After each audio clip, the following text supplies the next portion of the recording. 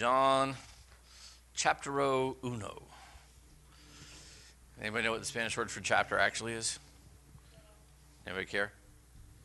So chaptero works. Good. Chaptero uno. El chaptero. There we go. All right. Rough room. I'll just shout hellfire and brimstone. How's that sound? That I can pull off. I think.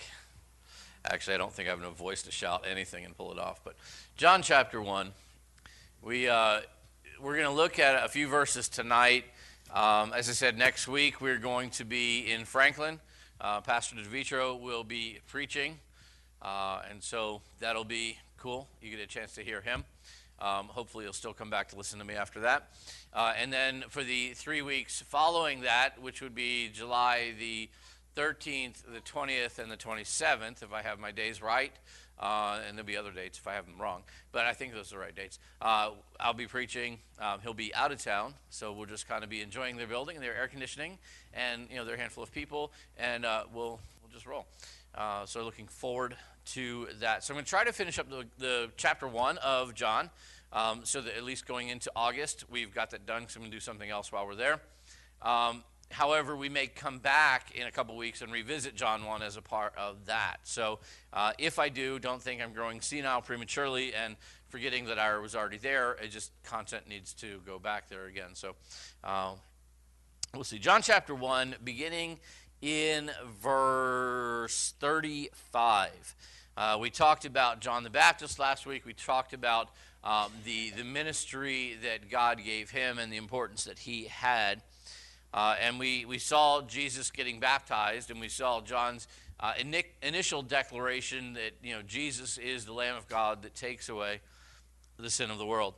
In verse 35, and again the next day, John stood with two of his disciples, and looking at Jesus as he walked, he said, "Behold the Lamb of God." And so this scene kind of plays out a second time, much the same way that it had the first time. John standing there, and he sees Jesus walking by, and he again declares, "Hey, behold the Lamb of God, takes away the sin of the world."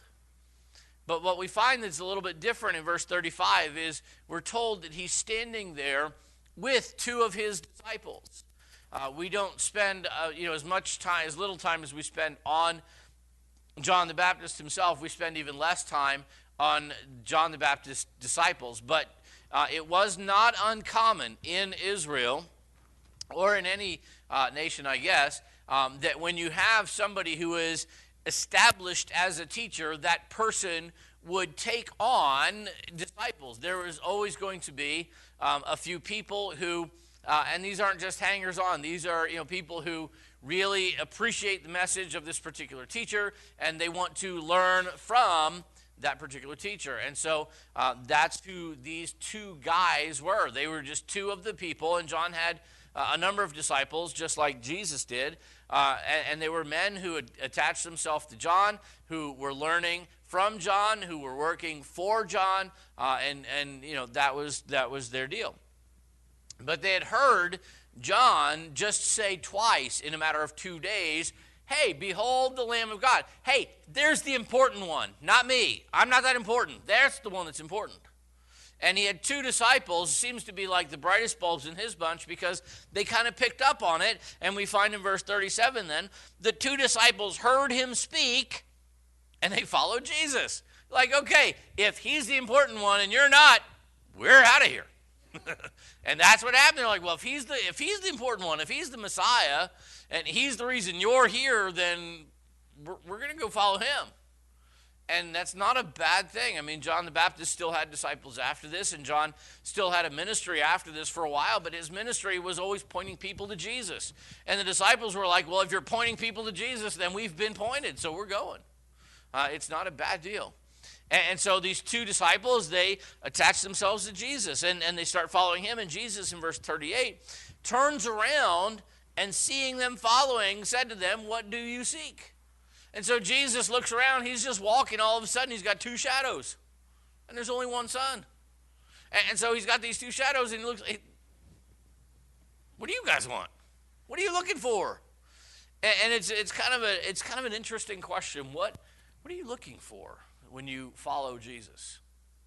What do you expect to find when you follow Jesus? Yeah, hopefully you find Jesus, and that hopefully is part of your expectation. But it really is the question. We kind of play it off a little bit as just kind of a cursory type of question. But really, Jesus didn't really waste words any time, and so this is an important question. What do you seek? What are you looking for? And it's a fair question that those of us who would follow Jesus ought to ask ourselves. What am I looking for? Because there are a lot of people who follow Jesus for some very bad reasons. There are people who follow Jesus because they think that Jesus will heal them of all their infirmities. Is that true? No. Could he? Yes. Does he? Not often. Sometimes. There are people who follow Jesus because they believe that if they follow Jesus, that nothing bad will ever again happen to them in their life. Is that true? If it is, Jesus was not a very good leader because his life was so great, people murdered him. So you can't say, if I follow Jesus, I won't have any suffering, because Jesus suffered greatly.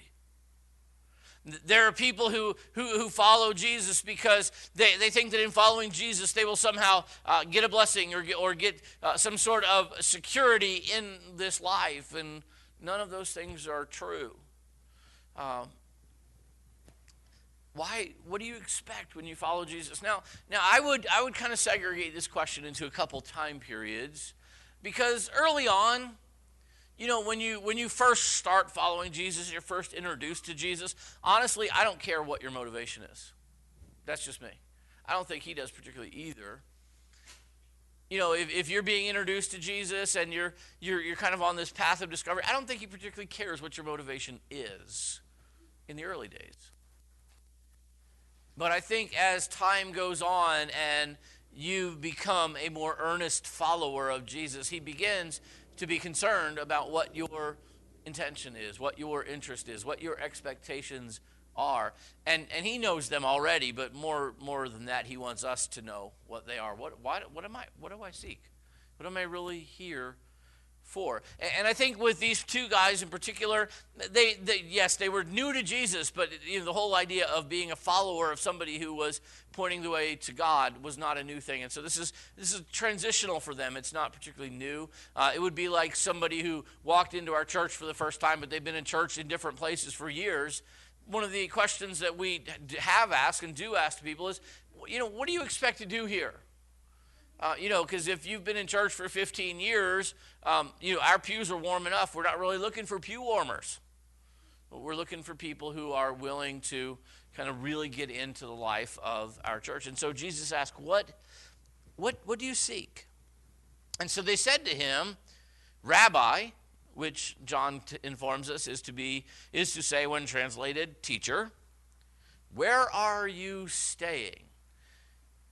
Now, is that an odd answer to you? That's an odd answer to me. I don't know. When I read this text, I read it, and here they are. They're following Messiah. They're following the one that their now former teacher had said was the Lamb of God who takes away the sin of the world. Here was the guy. He is, eternally speaking, the deal. And they've attached themselves, or at least are starting to attach themselves to Jesus. And he says, hey, what do you seek? And the smartest thing they can think of is, hey, where are you staying? I mean, when you think about it, it's not that great of a response. It's not, hey, it's like, hey, can you teach us something? Hey, can we follow you? Where do you stay? Where are you staying? Okay, Jesus never really was one to concern about a permanent address.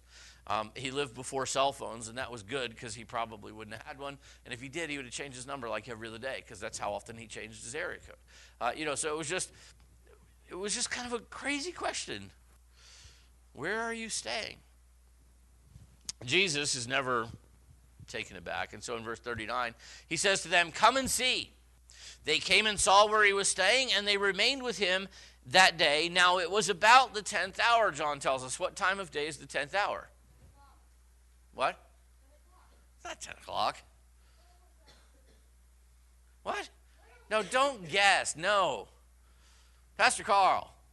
4 o'clock. Right. So the day, remember, the day is divided into two 12-hour segments. The hours of the day, the hours of the night. They begin at 6. So the hours of the night start at 6 p.m. The hours of the day start at 6 a.m. 6 a.m. plus 10 hours equals 4 p.m. Right.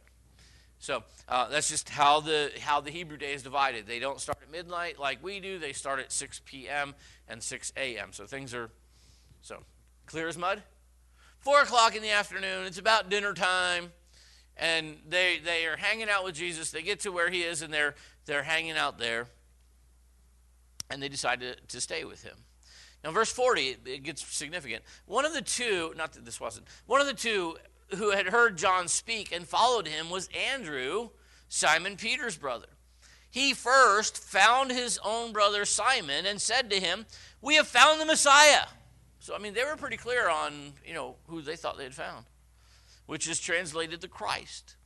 And he brought him to Jesus. Now, when Jesus looked at him, he said, "You are Simon, the son of Jonah. You shall be called Cephas," which is translated a stone. Jesus sometimes changed people's names, which had to have been interesting, because here's Simon, and Jesus says, "Simon, huh? No, I think I'm going to call you Stoner, Stony, Estonia, Rocky." There we go. But the idea here is actually more like stone. It's a small rock. It's a little rock, not a big rock. Later, he would become Peter, and Peter is a rock. But here he's just stone. Why did Jesus change his name?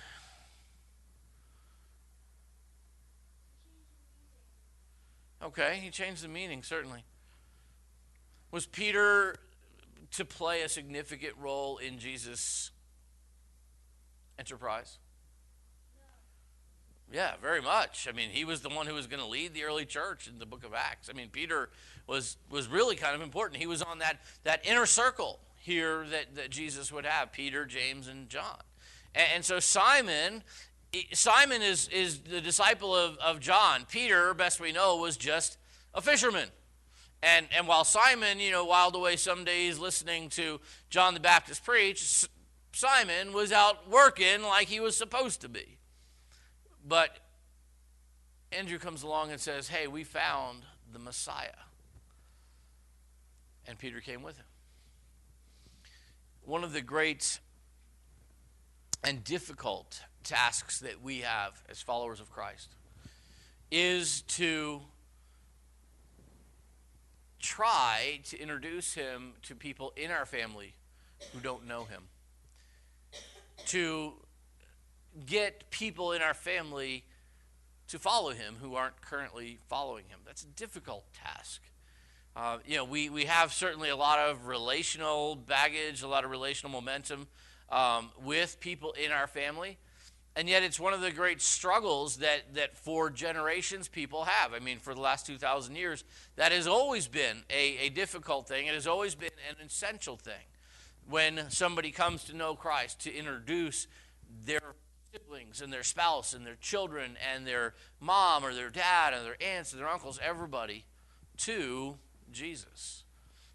Yet how different would Christianity have been if Andrew had not first gone and found Simon?